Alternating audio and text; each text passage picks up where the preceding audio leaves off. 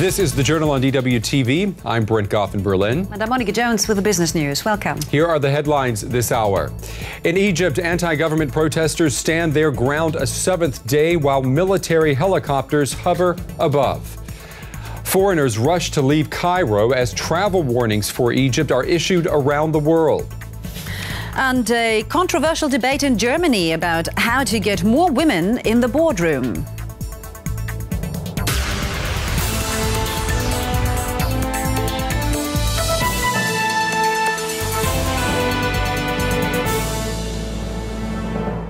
Protests in Cairo's Tahrir Square continue this Monday, the seventh day in a row. We have reports that military helicopters are hovering over the crowds. Protesters show no signs of waning as they continue to demand that President Hosni Mubarak resign. Our coverage begins in Cairo. All right, let's go to our correspondent in Cairo, Karim El-Ghahari. Karim, what are you seeing right now in Cairo? Well, the first demonstrations are forming right now. Well, governments are moving to get their citizens out of Egypt. Chartered flights sent by nations such as China, Japan, the U.S. and Turkey are expected to begin flying people out of the country today.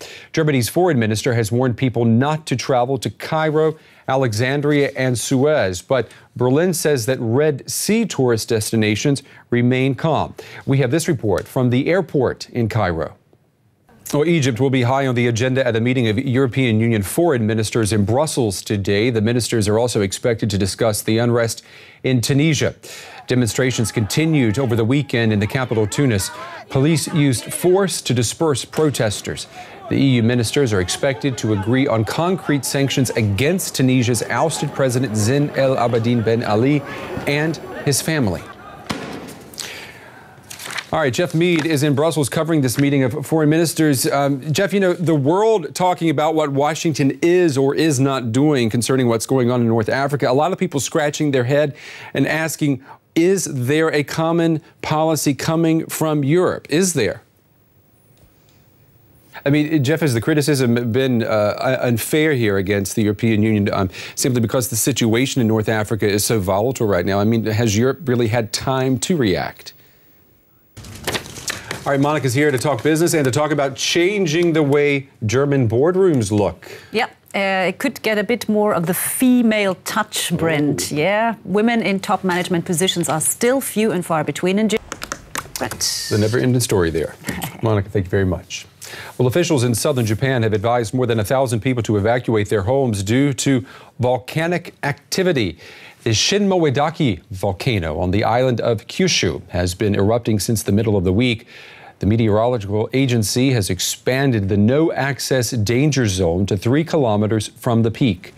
Residents took shelter in gymnasiums and community centers early on Monday. Several flights have also been canceled. All right, some sports now. France has confirmed its status as the world's leading handball nation. The reigning European and Olympic champions successfully defended their title as world champions in a cliffhanger against Denmark. Our viewers may not know that you used to play handball. Yeah, many years ago. And were you good? I was okay. I enjoyed myself more than... Yeah. I bet you did. We're going to be right back with our in-depth report. Stay with us. We're back in about 1 minute and 10 seconds. Don't go away. Welcome back, everyone. January 2011 will go down in history as a month of unprecedented turmoil in North Africa. The popular uprising in Tunisia that led to President Ben Ali fleeing the country was not an isolated event. Now, the choruses of change are also harking from Egypt. Unrest is also being reported in Yemen and Jordan. Well, the level of uncertainty in all of these countries is extremely high. Can the European Union do anything to help? Do the protesters want assistance from Europe? We begin with a report on Tunisia, where free elections are now in the works. Well, much of the change that is taking place in Tunisia has been enabled by the internet. Consider this. Tunisia has just installed a dissident blogger as a government minister. Now, 2 months ago, that blogger could have been jailed for simply going online. Pundits are praising the contributions of Twitter and Facebook in helping protesters organize in Tunisia and Egypt. And that also helps to explain why the government in Egypt continues to block all access to the internet for its residents. Our report now on social media fueling the unrest in North Africa. A flash in the pan or a part of sustained change? And that wraps up our in-depth report on the upheaval in Tunisia and Egypt. I'm Brent Goff in Berlin. As always, thanks for the company.